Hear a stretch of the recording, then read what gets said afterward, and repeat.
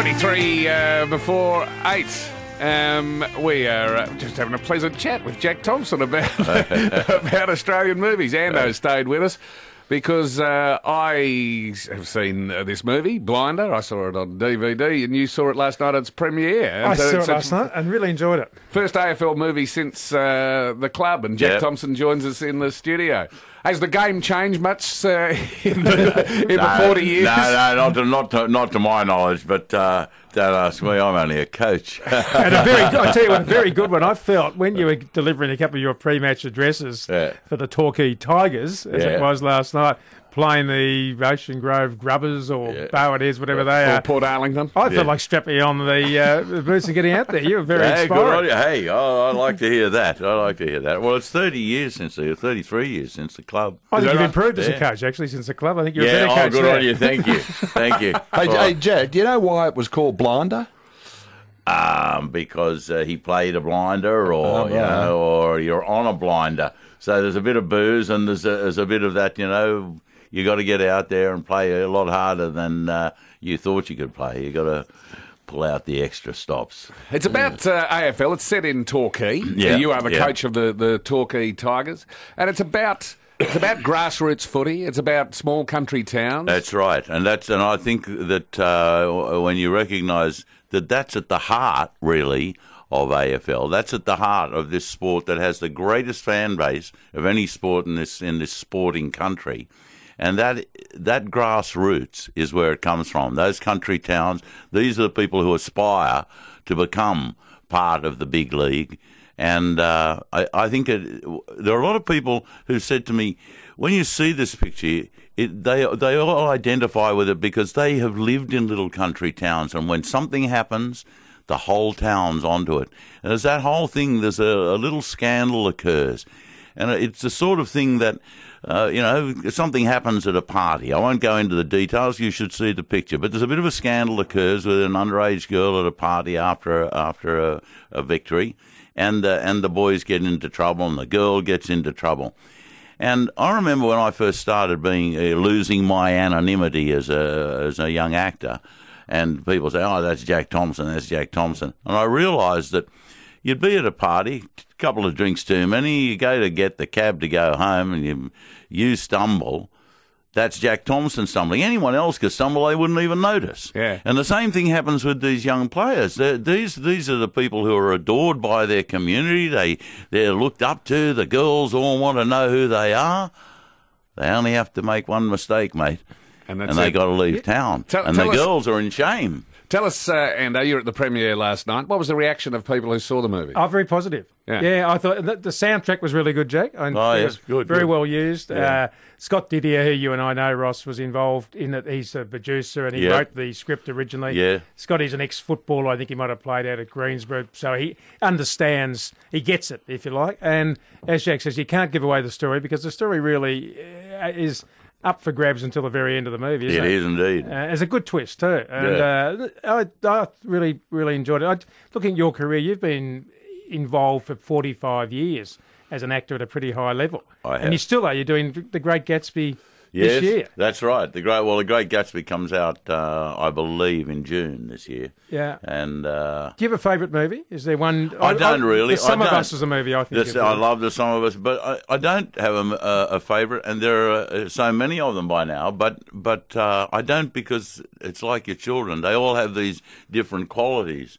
And I love The Sum of Us, but I love Sunday Too Far Away. I love Breaker Morant because of what it did. And then there are films that are more obscure. Somebody said, "What's your favourite film?" And I said, "What do you mean, the one I like the most or to work on?" And they said, no, to work on. Right? Okay, to work on.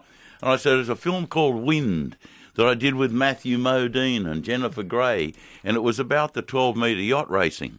Yeah. And it was set over in Perth and everything. You can look it up on Google. Wind. It's great picture. All the yachties recognise it as the first picture to show what it's really like on the deck of 12-metre yachts.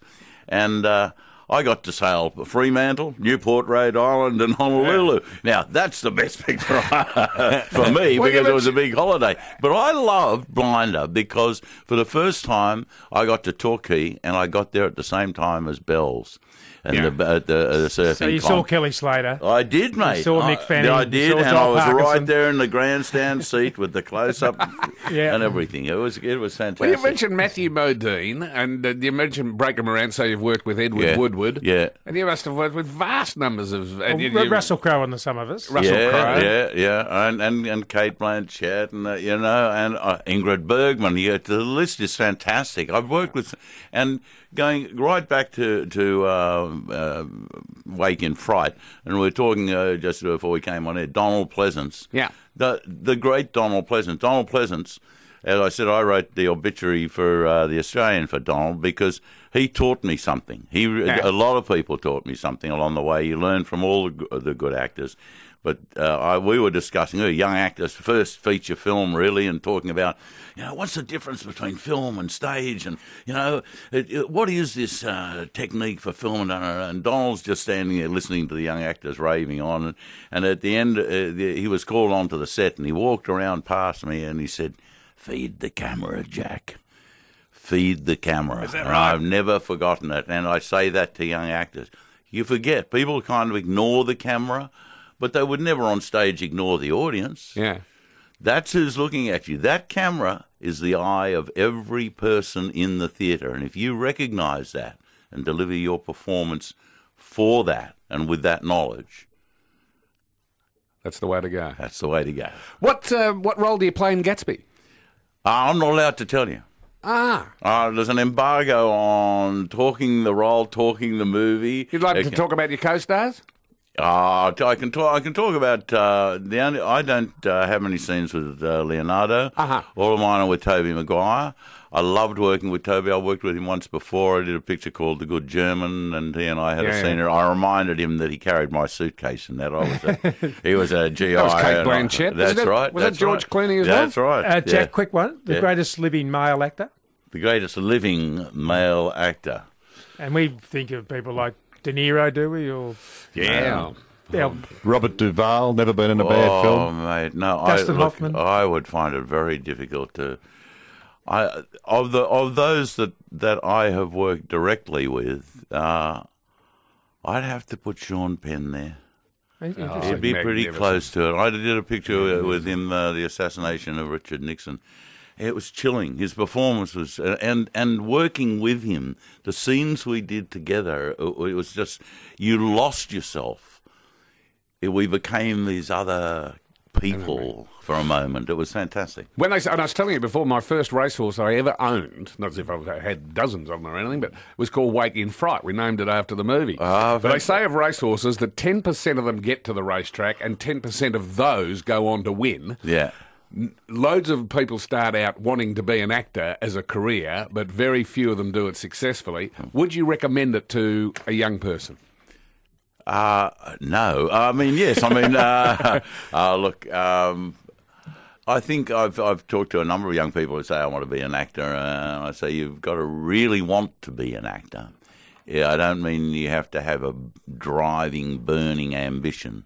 You've got to really love doing it. It's got to be something that makes you dance. Yeah. And you've got to also understand that you're going to have to earn your money somewhere else. Yes. Go and get a job. Go and get a job. That's right, mate. Go and get a job. Have a second string to your bow, and that second string is going to be your craft, your acting.